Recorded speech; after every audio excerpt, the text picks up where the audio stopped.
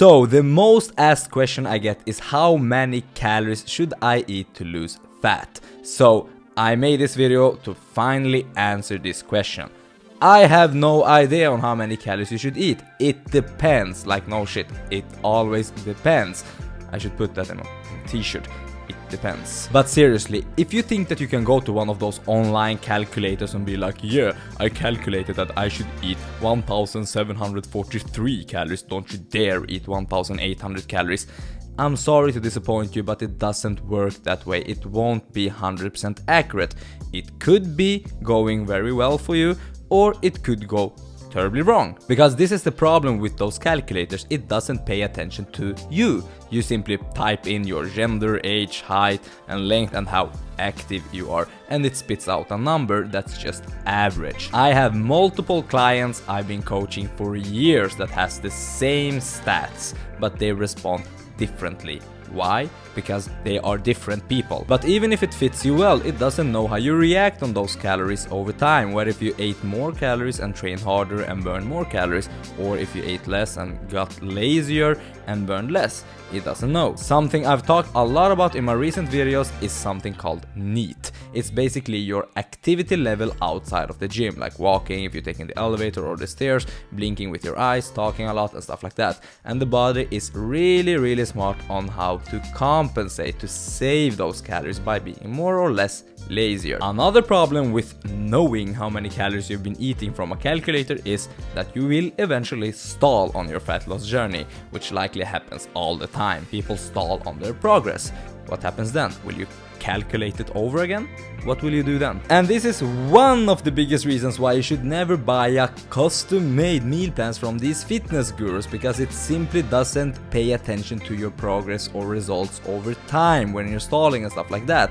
The calories is based on the simple information that you provide on a given moment. Need to make a full video about meal plans. So instead of guessing and searching for the best calculator, invest 2 to 3 weeks of your life and start to know what calories does to you. So track everything that you're eating and drinking for 2 to 3 weeks, and yes, everything that you put inside of your mouth. I don't care if it's healthy or not.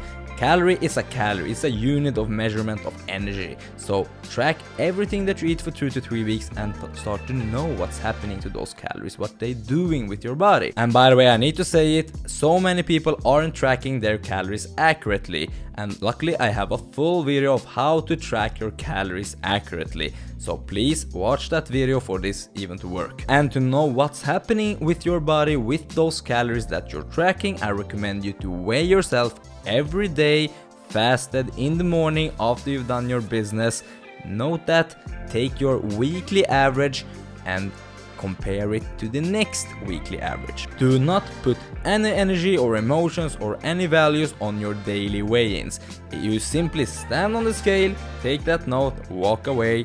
That's it. And the scale is not doing you anything wrong by telling you your current gravity at a specific moment. So stop blaming the freaking scale because you don't know how to use it. And if you don't want to weigh yourself, no one's forcing you, you don't have to weigh yourself. It's just a recommendation to collect data to see what's happening over time. You can and you should use weekly pictures and measurements on different areas on your body to see what's happening and see if the scale haven't shown you any differences. You can maybe see it on your pictures or on your measurement, and vice versa. If you didn't see any measurement dropping or any pictures improving, the scale could tell you that you made progress. So I'm not team scale, team measurement, team feeling, I'm team everything. Use multiple tools to have a bigger and clearer picture. But it doesn't stop over there. Some people could be like, but David, you are typing your activity level, so those calculators take that into account. We tend to suck at knowing what we're actually doing over time. So we want to know. We don't want to guess, we want to know. So you want to track how active you are. A recommendation for that is to track your NEAT. Easiest way to do that is by tracking your steps. I want you to take your weekly steps and note that. If it's 8,000 steps or 10,000 steps, it doesn't matter, just note that. And I can't stress enough the average part. Take the average. Almost everybody I talk to that claims that they're walking 15 or 20,000 steps per day end up walking like 5,000 or 6,000 or 10,000 because they celebrated that one day they did it. Maybe you do, maybe you're not doing it. The best way is to figure it out by knowing and seeing accurate results. So track everything and look at the average weights, average steps. And for the training part, you won't know how many calories you're burning, especially if you're strength training. Don't try to figure that out. Instead, have a set training program that you're following consistently.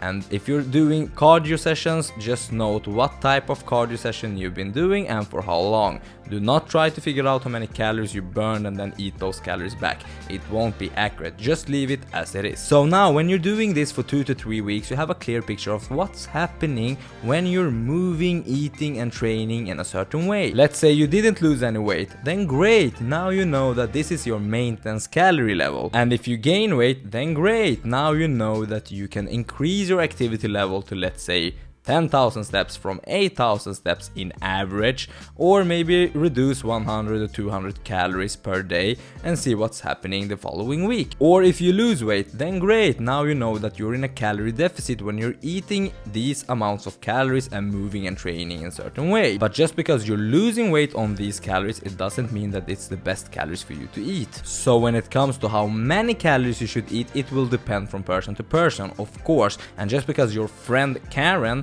just ate 800 calories per day, it doesn't mean that you should eat 800 calories per day. Nobody should eat 800 calories per day. That's fucking stupid. It will end up with you binging and then blaming your genetics or the scale or whatever.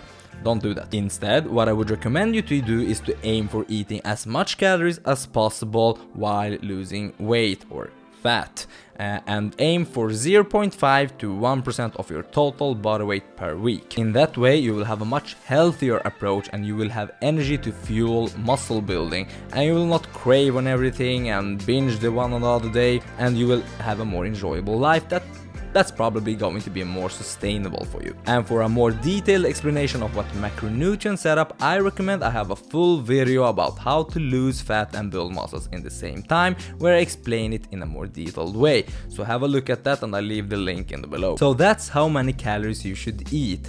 Stop comparing yourself to others, stop guessing so much. If you eat too much calories or moving too little, you won't lose any fat. So instead, do what I covered in this video and I promise you that you will be quite amazed of how many calories you're actually putting into your mouth or how little you're actually moving, and you'll start to notice things and see things in a more clearer picture. I hope you liked this video. Thank you so much for watching. Give me a follow on Instagram if you haven't already, listen to my podcast and subscribe and like this video if you haven't already. Thank you so much again. Peace.